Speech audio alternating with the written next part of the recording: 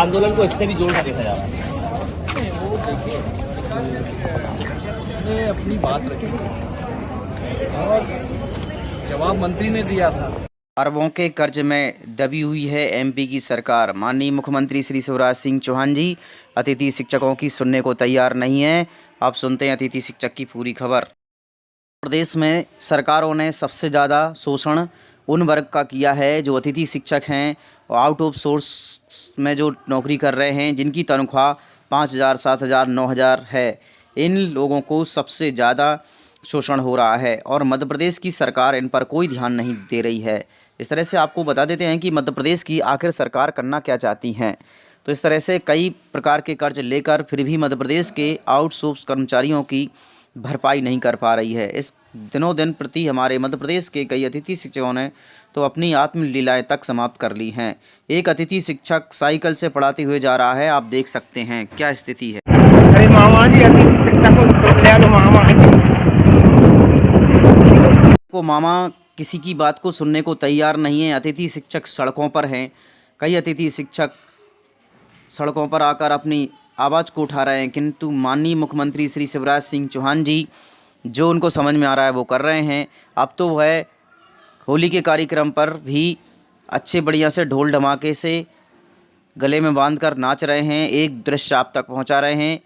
आप देख सकते हैं कि माननीय मुख्यमंत्री श्री शिवराज सिंह चौहान तो अपनी मस्ती में झूम रहे हैं और इनकी कर दो विदा, घर घर के आ रहे पुराने।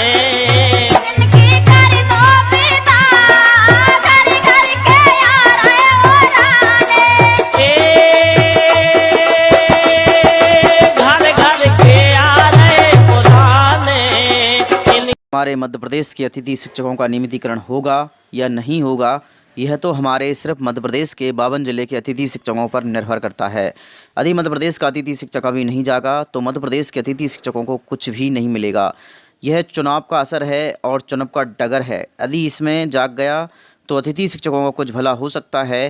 जिस प्रकार 2018 में कितना बड़ा महान आंदोलन किया गया था, जब जाकर मध्य प्रदेश के अतिथि शिक्षकों की सैलरी जो दुगनी हुई थी। इस तरह से अब फिर से आंदोलन करने की बारी है। और इधर बात कर लेते हैं कि मध्य प्रदेश के अतिथि शिक्षकों का आवंटन जारी कर दिया गया है। आपको बता देते हैं कि जनवरी फरवरी माह का आवंटन जारी किया गया है। इसमें मध्य प्रदेश के कई अतिथि शिक्षकों को अभी तक मानदेय नहीं मिला।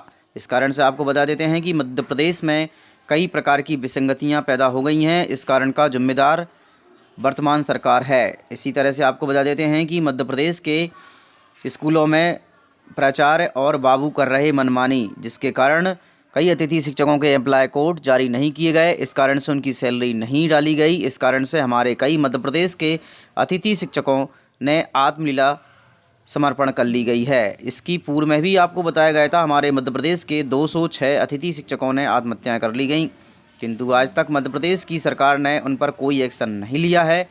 इस तरह से मध्य प्रदेश में हो रहे इस हरण के कारण आज मध्य प्रदेश की स्थिति का क्या होगा और क्या नहीं होगा। इस तरह से यदि भुगतान नहीं होता है तो इसके लिए प्राचार्य और बाबू कार्रवाई पर जारी रहेंगे। इस तरह से आप एक सीन देख सकते हैं, हमारे मध्य प्रदेश के कई अतिथि शिक्षक आत्महत्याएं कर रहे हैं और इन्होंने फांसी लगाकर प्राण त्याग दिए हैं। आप सुनते हैं शंभू भैया को। छोड़ निकलना होगा। तुम आदम के बेटे हो, क्यों सोचते हो संघर्ष कम होगा? वो आज नहीं तो कल होगा और एक दिन हमारा अतिथि शिक्षक सफल होगा। लेकिन आप निर्णय कर लो। एक बैनर से आप पढ़े लिखे हो, शिक्षित हो, आप देख चुके हो, हालात देख चुके हो भोपाल में आंदोलन की। इसीलिए मैं 2 साल से कोई आंदोलन नहीं कर रहा था और आज भी नहीं चाहता हूँ। लेकिन ये हमारे तमाम अतिथि भाई जो हमको फ़ोन लगाते हैं, दिन रात बोलते हैं कि भैया आंदोलन करिए, आप ही लड़ाई लड़ सकते हो, ये चीज़ उनको एहसास हो गया। पूरा मध्य प्रदेश का अतिथि शिक्षक इंतज़ार कर रहा था मेरे फेसबुक लाइव होने का। इसीलिए मैं लड़ाई लड़ना चाहता हूँ। जो चंद लोग हैं जो ये चाहते हैं कि इसी तरह संगठन को बांटते रहें, वो शांत हो जाएं। अतिथियों को नियमित हो जाने दीजिए, उसके बाद आपकी दुकानदारी चलती थी, चलती रहेगी। जो आप चाहते हो वो सब अतिथि शिक्षक अब मध्य प्रदेश का जान चुका है। इसलिए मेरा आपसे निवेदन है, हमारा अतिथि भाइयों से निवेदन है, और ग्रुपों में तमाम लोग प्रकार के लोग जुड़े रहते हैं जो अतिथि शिक्षक नहीं है, जो आपको बरगलाते हैं, आपको मिसगाइड करते हैं चंद लोग। उन भ्रांतियों में मत पड़िए, लड़ाई को बड़ी बनाइए। एक झंडा, एक बैनर और एक नाम के साथ आप लड़ाई लड़िए, आप निश्चित जीतोगे।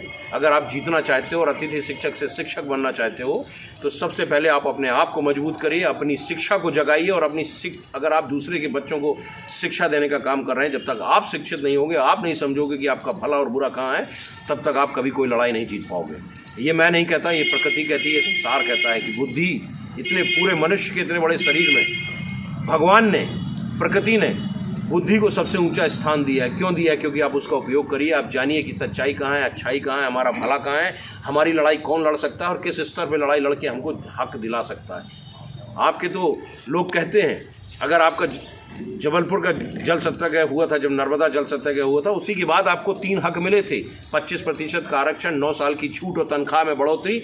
उसी जल सत्याग्रह के 15 दिन बाद शासन ने आपको दे दिया था। अगर आप नियमित होना चाहते हो तो एक झंडा, एक बैनर और एक नाम के साथ लड़ाई शुरू कर दीजिए।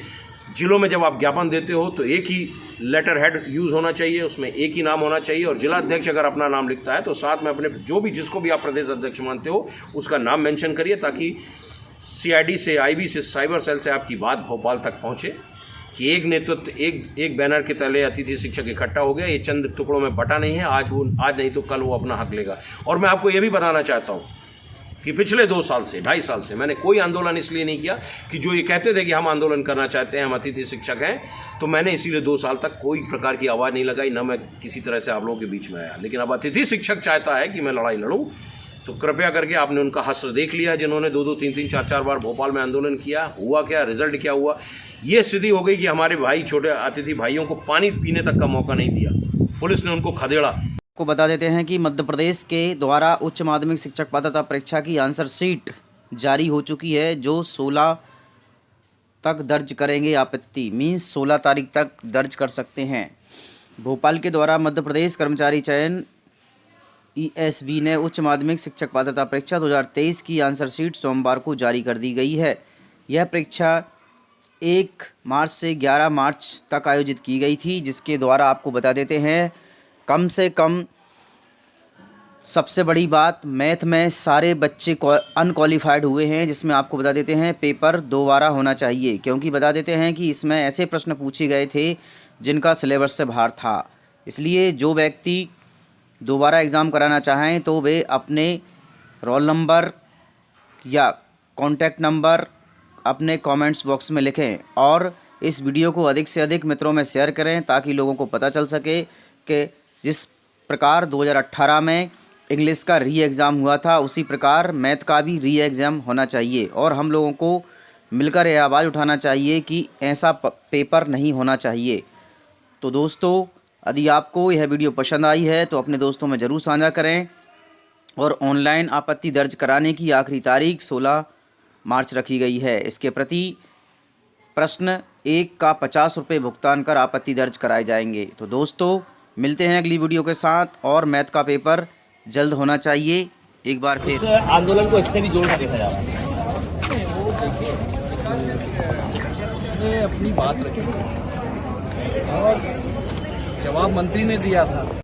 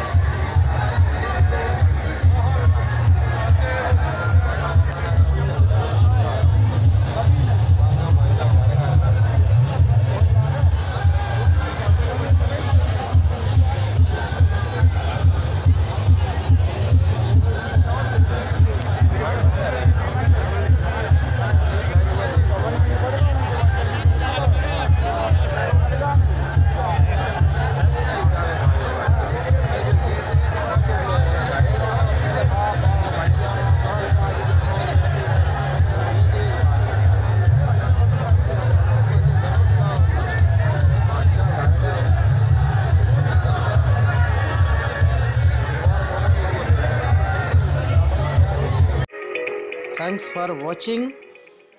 Like and comments and subscribe.